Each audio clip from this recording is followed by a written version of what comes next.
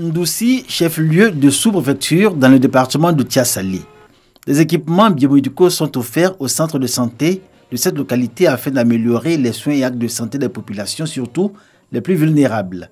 C'est un don de l'organisation chrétienne humanitaire ADRA, Adventist Development and Relief Agency. C'est un devoir de venir à Ndoussi, accompagner cette communauté et permettre que la population de cette ville, de cette région, puisse bénéficier des soins adéquats. Et c'est un devoir moral, une responsabilité que nous prenons sur nous d'accompagner le gouvernement de la Côte d'Ivoire à travers le ministère de la Santé et de l'Hygiène publique. Notre souci aujourd'hui, c'est d'œuvrer pour qu'il soit utilisé à bon escient et que les bénéficiaires puissent en profiter.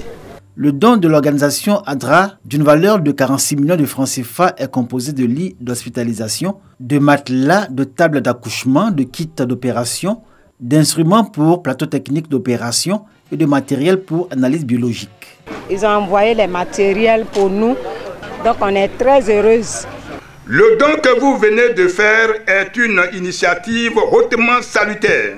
Je tiens au nom de Monsieur le ministre de la Santé et de l'Hygiène publique à vous adresser mes sincères remerciements pour votre contribution à l'amélioration du plateau technique de nos structures sanitaires. L'organisation chrétienne humanitaire ADRA inscrit au nombre de ses actions le renforcement du plateau technique des centres de santé dans 22 pays de la sous-région. Avec Ndoussi et Aboisseau quelques mois plus tôt, ces structures de l'église adventiste du 7e jour, basée à Washington DC aux USA, matérialisent son partenariat durable avec le gouvernement de Côte d'Ivoire en matière de santé.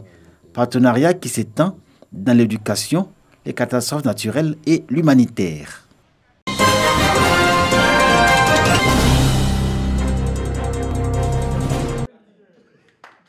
Cette session de formation vient pour contribuer à la lutte contre les mauvaises pratiques en matière d'utilisation des produits phytosanitaires.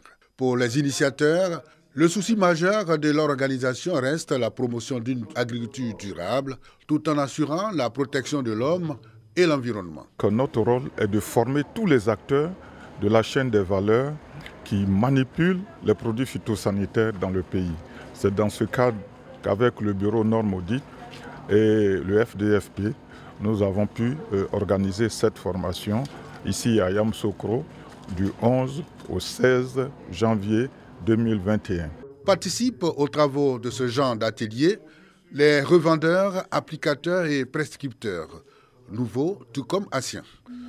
Durant 2 semaines donc, les apprenants ont enrichi leurs connaissances quant à l'utilisation rationnelle des produits agropharmaceutiques. Nous avons besoin d'être à jour sur tout ce qui concerne l'agriculture. Donc cette formation est la bienvenue. Je suis vraiment heureuse et déjà être admise en tant que femme.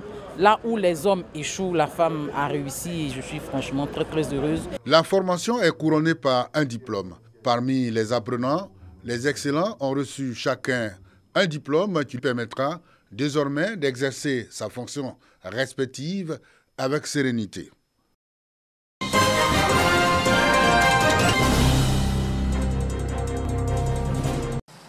Soubré, région de la Nawa, au sud-ouest du pays, une ville cosmopolite. La forte croissance de la population est liée aux activités d'autonomisation.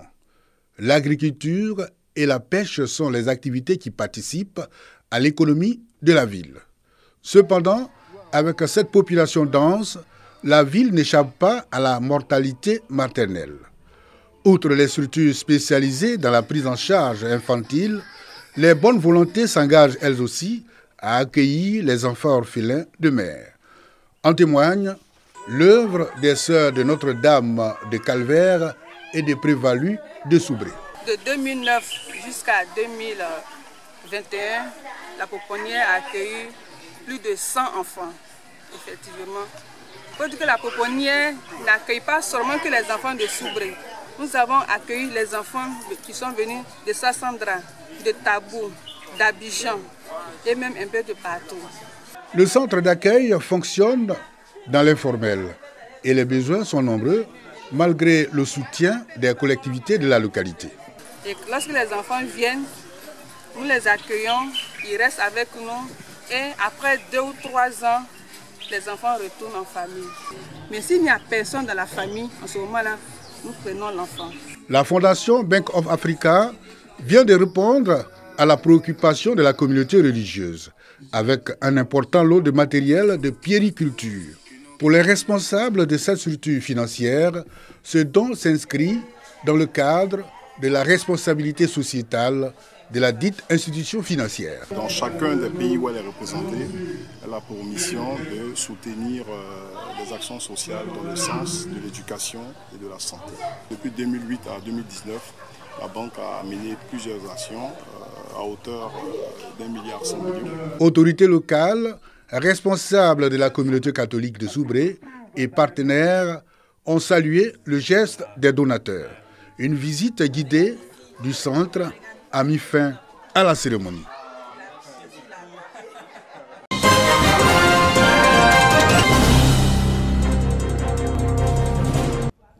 Le Rotary Club Mont-Korogo au secours des personnes en difficulté dans la cité du Poro. Plusieurs structures de la commune sont donc visitées. Première escale, l'orphelinat, le nid de Korogo. Ici, les pensionnaires ont vécu une journée inoubliable. Des plats chauds et copieux et de nombreux cadeaux distribués par les membres du Rotary. Après le nid de Korogo, cap est mis sur le centre de prise en charge des malades mentaux, puis la maison d'arrêt et de correction de Korogo. Partout, le Rotary Club de Korogo a fait don de vivres et de non-vivres, ainsi qu'un appui financier aux pensionnaires et au personnel de ces structures. L'objectif est d'aider les personnes en situation de précarité. Il a fallu pour nous, en début de cette année 2021, de venir partager un repas, de venir partager un moment de joie avec ces personnes-là. Ce n'était pas prévu, parce que les moyens nous manquent. Cette fête organisée par le Rotary Club nous va droit au cœur. Nous sommes très heureux pour ces dons-là. Ils en ont véritablement besoin. Dans la Bible, il est dit que j'étais en prison et vous m'avez visité. Voilà, et je pense que c'est cette parole-là que vous venez de mettre en application. Donc, au nom de mes collègues ici présents, au nom du régisseur, nous vous disons 1000 fois merci. Avant cette randonnée de charité, plusieurs autres actions ont été menées par le Rotary Club Mont-Korogo en faveur de la lutte contre la pauvreté et le coronavirus dans le Poro.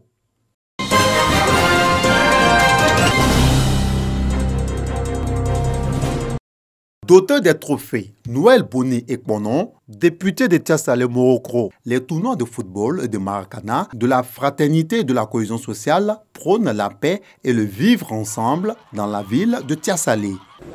Je suis une femme. Alors je veux rassembler tous mes enfants de la circonscription de Tiasalé pour qu'ils se mettent ensemble. Parce que là nous parlons de cohésion sociale. Nous parlons de l'entente, nous parlons de l'union, d'être ensemble. Je lance un appel au cadre de Tiasalé de se mettre ensemble pour le développement de Tiasalé. 14 équipes ont pris part à ce tournoi de football, dont la finale a vu la victoire de l'équipe de Ngokonan sur celle de Kangarde, 1-0. Le tournoi de Maracana, quant à lui, s'est disputé en une seule journée avec 6 équipes de fonctionnaires, dont IEPE2, Justice, Lycée, Trésor Impôt, Préfecture, Sous-préfecture et les jeunes entrepreneurs. La finale du tournoi de Maracana s'est déroulée en présence du président de la Fédération ivoirienne de Maracana et discipline associée, le commissaire Bleu Charlemagne. Il lui a plu donc d'organiser cette rencontre de retrouvailles entre toutes les couches des populations de la sous-préfecture, mais du département de Tiasalé, mais plus loin de la région de la Niébi-Tiassa, pour que le vivre ensemble soit une réalité. Nous sommes donc heureux et fiers de l'initiative qu'elle a prise. Et nous sommes venus soutenir cette initiative, qui est une initiative de cohésion, qui est une initiative de convivialité, de fraternité et d'amitié. À travers ce tournoi, les populations de Tiasalé entendent préserver la paix et la cohésion sociale qui y existent depuis toujours.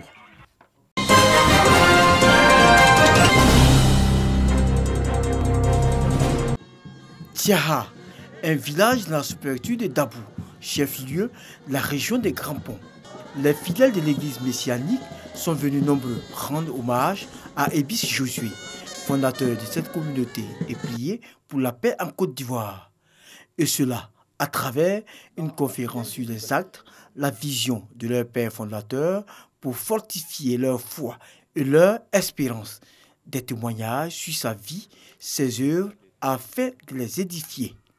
Un moment pour ces fidèles de rentrer en intimité avec Dieu, le Père, le Fils et le Saint-Esprit. Nous sommes à la première station de la prière messianique ici à Tiaha. La première station, c'est le début de l'historique du village de Tiaha. Et il faut prier parce que c'est par là que tout a commencé quand le prophète est arrivé. Les pas que vous voyez esquissés sont des pas que le prophète, dans sa vision, a interprétés au nom de ses fidèles. Et c'est comme ça, c'est cette ambiance qui sévit chez son père.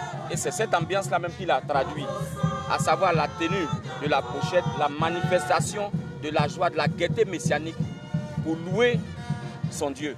Chant, louange, adoration, lecture biblique, prière de délivrance et surtout pour la paix en Côte d'Ivoire durant 3 jours de rapprochement et de reconnaissance des bienfaits de Dieu.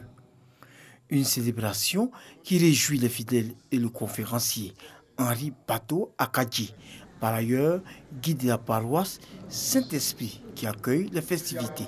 Henri Bateau a formulé ses vœux de santé à l'endroit des fidèles et les a exhortés à aller partout prêcher le message de paix et de cohésion sociale en ce début d'année 2021.